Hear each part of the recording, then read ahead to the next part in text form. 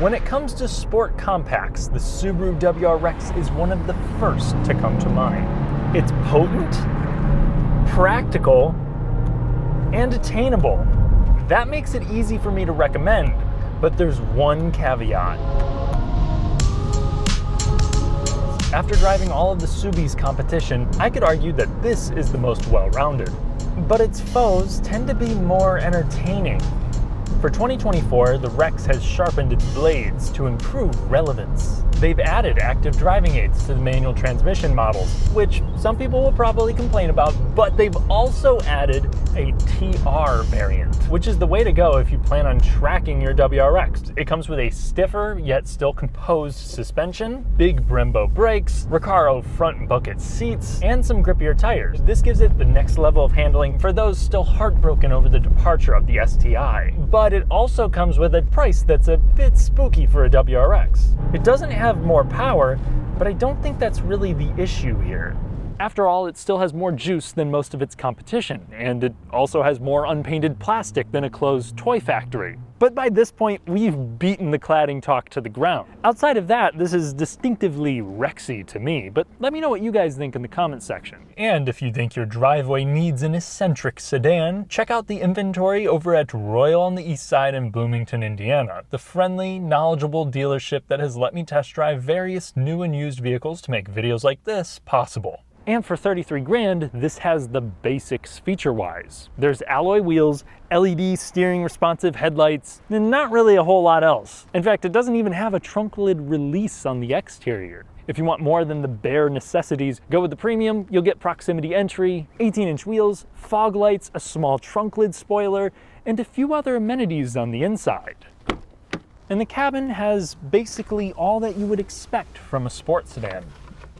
The seats are agreeable, with long bottoms for good thigh support. Spend some more money and you can get lumbar adjustment, or the aforementioned bucket seats. Here at the base, it resembles more of an entry-level Impreza, with just a few pops of color and pretty cheap materials all around, but there's not a lot of glossy stuff, so it should be very easy to clean. Storage for a performance car is strong too, and it also feels like it's built pretty well. As you go up further in trims, the materials improve. You'll get more contrast stitching and ultra suede accents, and there's at least 6 speakers on any model with wireless Apple CarPlay and Android Auto as standard. The sound quality isn't bad either, and you can upgrade to a Harman Kardon unit that has considerably more bass, but really isn't much more crisp with the high frequencies. We should also thank the Subie Lords for giving us a mechanical handbrake with the manual transmission models. However, just like Batman trying to fight an alien who catches planes, it doesn't seem like Subaru knows their own weakness. For 24, every model will come with the 11.6-inch touchscreen, which looks better than the previous base setup, but the problem is that the cabin is kind of focused around this unit, and the response time, resolution, and brightness are middling. Wireless CarPlay and Android Auto are standard, and they do leave some physical controls for things you'd want to adjust quickly. But I think if you're going to embed so many functions into a screen, you better be packing your A game when it comes to tech. And this is also at odds with an interior that's otherwise pretty analog. As far as other options go, you can get heated seats,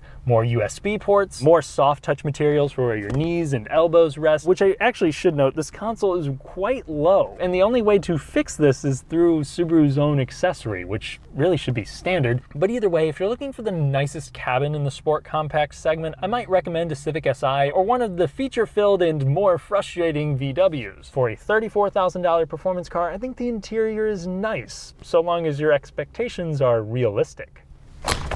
And sitting behind myself at 6'3", I actually have just enough room to be okay. Though my head will kind of graze the roof, and we are missing console vents, but I think the space helps the Subaru fulfill its role as an everyday performance car. And the trunk, while it's not super tall and it's missing a compact spare tire, does have a good amount of width and length, and you can still fold down the seats, making this just about as versatile as any other small car. And after driving the Subaru WRX, you begin to notice how unique its strong suits are. Depending on who you ask, one selling point to the WRX is its powertrain. Under the hood is a tweaked version of Subaru's 2.4-liter turbocharged Boxer 4, making 271 horsepower and 258 pound-feet of torque. At under 34 grand for a base model, this puts it at the top in terms of power. And all of that fury will most of the time be routed through a 6-speed manual transmission. You can also get Subaru's SPT, which actually does a pretty good job of mimicking a dual clutch transmission with its kind of sharp fake shifts, but the feel is 90% there. It sits in the uncanny valley of transmissions, and it also severely limits your ability to launch hard, and if you put your foot to the floor, it will let its true identity out. It feels like an Outback CVT at the low end, but picks up nicely.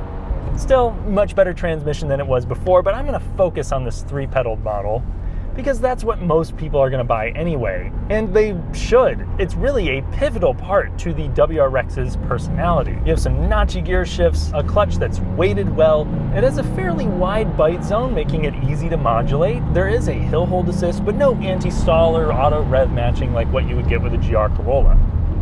The revs build up nice and quick, there's no rev hang either, and the pedals are nicely spaced for heel-toe downshifting. And I think contributing to its lack of emotion is the engine. Again, I like the notchy, manly transmission that Subaru will even sell you a short throw kit with. It's relatively precise and satisfying, but the powertrain is just kind of peaky. There's a little bit of turbo lag and it doesn't like to rev. It's really just happy there in the mid-range, and that makes sense. This engine fits really well with something like the Outback XT. What this engine lacks in character, it makes up for in potential. With a relative ease, these can make over 300 horsepower to the wheels. If you really punt this thing in the groin, it'll get to 60 in about 5.5 seconds. Treat it with more respect and you'll get there in about 6. But there's drivetrain shock here, making it hard to shift quickly into second or third, which adds to this powertrain not feeling exactly enthusiastic about being pushed. Still, that's not too distracting, and I really appreciate the tenacious grip of the all-wheel drive system, which uses a viscous center limited slip differential, and before any wheel spin, we'll have an even 50-50 torque split. Even without any LSDs in the front or rear, this thing feels ready to put power down at a moment's notice. And another thing that makes the Subie a gem is how it handles imperfect back roads. You can really take it through any type of corner at speed and it stays composed. Though if you jump into the TR, you will notice how it doesn't waft as much over the road. It'll be a slightly more rough ride, but noticeably sharper. Here with the standard WRX, there's a little bit more body motion if you correct mid-corner. And even though the steering is direct and it has a quick ratio, there's not a whole lot of life coming through this thing. Feedback is faint, the weight is light, and it doesn't build up very much as you're going through corners. This would be good in an Impreza, but most of its competitors bring more of a smile to my face on a road like this. I think the real entertainment just comes from how quick this thing can be on any surface. Now on a mangled Indiana back road, the WRX shows off a, dare I say, supple ride. Yeah, it's not going to float over this like a Camry, and you do feel a lot of the road underneath you, but you can hit these larger crevices without a shock being sent into the cabin. And the small to medium-sized imperfections are handled in a smooth nature that's hard to find in a car like this. If you're looking for a sport compact and you live around beat-up city streets or unkept back roads, only a couple of cars can match the WRX. This is one of the best options in the class for daily driving. That light and sort of vague steering I was complaining about is a breeze to operate around town. The giant windows and low hood makes the visibility great. And top that off with an easy-to-drive manual transmission, and you have a sport compact that virtually anyone can enjoy. It's sensible on the highway too. The RPM hovers around 2,400 at 65. Road and wind noise are pronounced but inoffensive for the class, and when it comes to long-term costs, this continues to be reasonable reasonable. Unfortunately, Subaru highly recommends that you use premium fuel if that's available to you, and the gas mileage is unimpressive. But reliability of the previous gen was good overall after initial transmission and clutch issues. The most reported things for the VB generation are related to infotainment bugs, gas station pumps getting confused by the tank and stopping early,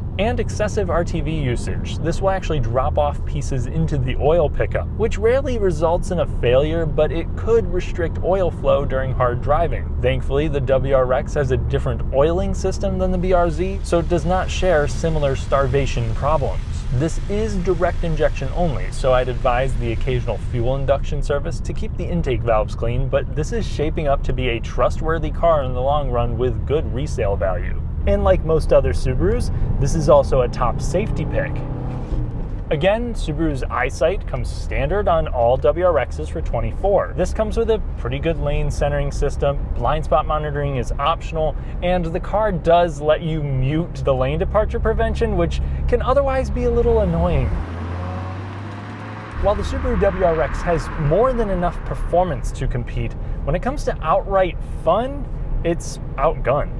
Even just adding something like a sport mode that could add some heft to the steering and maybe help it build up in weight better would make a big difference. But the more that I drive this thing and the more I hear from owners in the comments section, the more I start to understand the point of this car. So at the surface, this is an all-weather performance sedan, something that you can drive on any road at any time of the year, push it as hard as you want, it'll be confident, and it's the exhilaration of speed that's supposed to serve as your entertainment. It does this while providing a big enough back seat and trunk to be used as a family car, and as long as you're easy on the option list, it's pretty affordable too, with a lot of Subaru dealerships even discounting these things. For a car that touts an aggressive rally persona, this is surprisingly agreeable, so much so that the WRX is a sport compact appliance. Hear me out. The best performing small crossovers are the ones that do the most things for the most people. Personality takes the back burner. Most sport compacts flip that. You buy one when you want fun or performance, but you also have responsibilities and a fairly humble budget. The WRX holds most priorities equal. Is it the most engaging or track focused? No. Is it the most economical, forgiving, or practical? Not exactly, but it does everything pretty well. I might hope for less drivetrain shock when pushing the car, more natural steering, or a more charismatic engine, yet the speed for the money, all-wheel drive, and absurd stability are important selling points. Add in the macho shifter and the WRX's confident, road-going rally car character shines through. And if you're fiending to incinerate your wallet on modifications, this is a great platform and powertrain. Its jack-of-all-trades nature makes it something that you can't really go wrong with. My biggest gripe is that beyond the notchy gear lever and good power, it's not that fun to drive. It's more of an easy-to-live-with, go-fast appliance than an amusing partner in crime. Thanks for watching.